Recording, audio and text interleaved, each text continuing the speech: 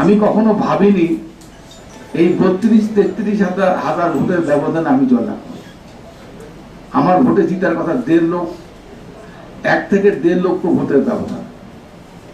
আমার ভোটের সংখ্যা যখন কমে গেছে, আমি তখন মনে করেছি নিশ্চয়ই আমার দলের নাম দিয়ে কিংবা আমার নাম দিয়ে এই নাটোরে যে অন্যায় অবিচার হয়েছে বিভিন্ন জায়গায়, দখলদারিত্ব, জমি দখল, পুকুর দখল, বিচার সালিশের নাম দিয়ে মানুষের টাকা খাওয়া, বিভিন্ন মানুষকে হয়রানি করা, বিভিন্ন মানুষকে ভয়ভীতি দেখানো, আমি এই কথা বলতে চাই, আজ থেকে এখন থেকে নাটোরের মাটিতে কোনো অন্যায়, সন্ত্রাস, চাঁদাবাজির স্থান আমি হতে দেব।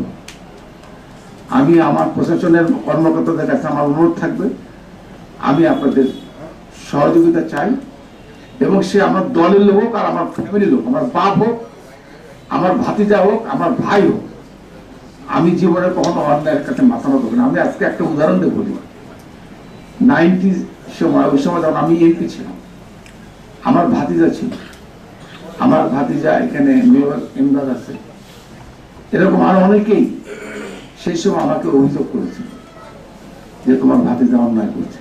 বিশ্বাস করবেন কিনা জানি না, আমার ভাতিজাকে পুলিশ দিয়ে অ্যারেস্ট করে জেলখানায় আটকে রেখেছিলাম। আমার মা বেঁচে ছিলেন, আমার মা আমার কেনা শাড়ি পরে নাই, আমার মা আমার সঙ্গে যেতে খায় নাই, কিন্তু আমার ভাতিজার অন্যায়ের কাছে আমি মাথা নত করিনি। আমি আজকে পরিষ্কার ভাষা বলছি, আজ থেকে আগামী 5 বছরে নাটোরের মানুষের দায়িত্ব দিয়েছে, নাটোরের কোনো মাদক, নাটোরের কোনো জুয়া, নাটোরের কোনো চাঁদাবাজি, টেন্ডারবাজি, মাস্তানি, গুন্ডামো, ভূমি দখল এবং রিজার্ভ আছেন। আমি আপনার কাছে অনুরোধ রাখতে চাই, এই পুকুর কাটার নাম দিয়ে প্রতিদিন বিভিন্ন জায়গায় বিএনপির লোকরা বিভিন্ন দলের নাম দিয়ে আমাদের নাম ভাঙিয়ে তারা পুকুর কাটার নাম দিয়ে যে জবরদখলি চলছে, সবকিছু বন্ধ করতে হবে। আপনারা জানেন যে পরিবেশ মন্ত্রণালয়, আমি গাড়িতে আসার সময় পরিবেশ মন্ত্রণালয় টেলিফোন করেছি, তাকে বলেছি ইমিডিয়েট আপনারা তাদের একটা চিঠি পাঠিয়ে ডিসি সাহেবদেরকে দিয়ে আপনারা এগুলো বন্ধ করেন।